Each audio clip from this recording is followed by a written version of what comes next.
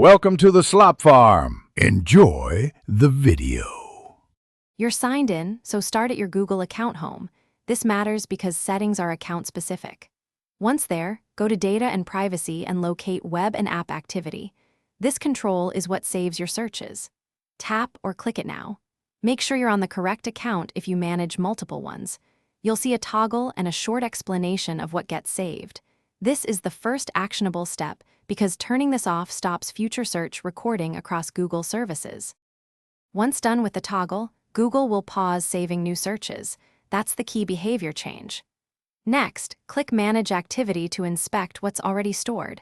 Search entries appear chronologically.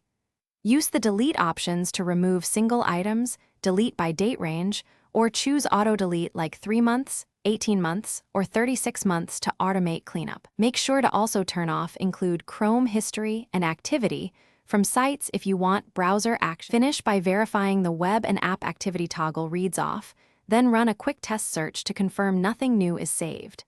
If you still see saved items or suggestions, make sure other devices or profiles aren't signed in. Sync can reintroduce activity.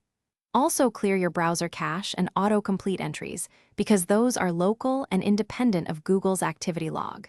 Troubleshooting tip: if search suggestions persist, disable Chrome Sync or Clear Synced History, then recheck the account-level web and app activity setting.